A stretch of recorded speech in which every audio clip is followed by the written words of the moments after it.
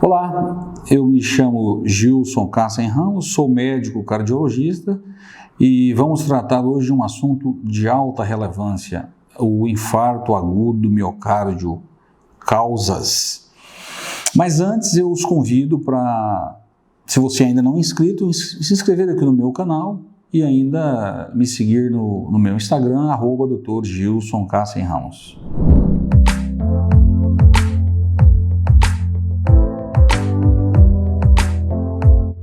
O infarto agudo do miocárdio, a doença cardiovascular, juntamente com o acidente vascular cerebral, que mais levam a óbito, que mais matam no mundo. Para que vocês tenham uma ideia, a cada 3 mortes, uma morte relaciona-se ao sistema cardiovascular, ou infarto do miocárdio, ou o AVC, o acidente vascular cerebral. Muito raramente esse fenômeno ocorre em pacientes sem fator de risco. Os fatores de risco principais, em ordem, na sequência, para o infarto agudo do miocárdio são: primeiro, o hábito de fumar; segundo, o paciente que tem diabetes mellitus; o terceiro, o paciente com colesterol alto, é a chamada dislipidemia; o quarto, a hipertensão arterial. Finalmente, aqueles pacientes cujos pais, pai e mãe, se infartaram ainda precocemente. Esses fatores de risco devem ser buscados e tratados para que se reduza o risco do infarto agudo do miocárdio. Lembrando que não existe risco zero. Todo paciente tem um risco cardiovascular que pode causar o infarto. Esse risco vai de risco baixo, risco intermediário e risco alto. Não existe risco zero.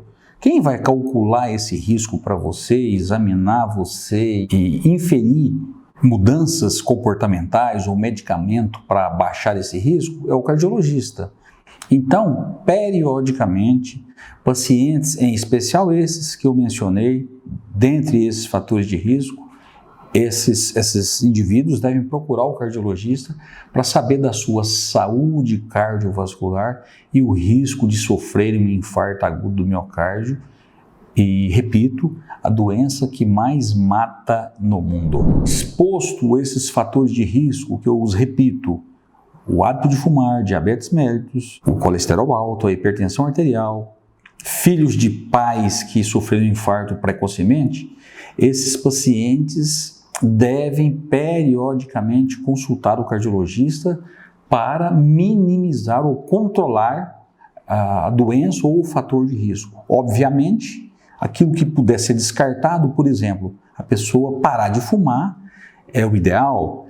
A pessoa ter o seu colesterol ruim, controlado, é o ideal.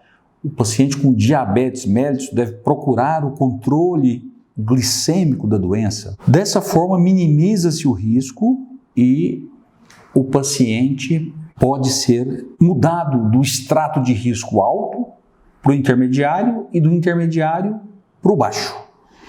Para isso, você precisa procurar o seu médico cardiologista. Finalizando, se você ainda não está inscrito no meu canal, aproveite o momento para fazê-lo. E ainda nas minhas redes sociais, no Instagram, @Dr. Gilson Kassen Ramos.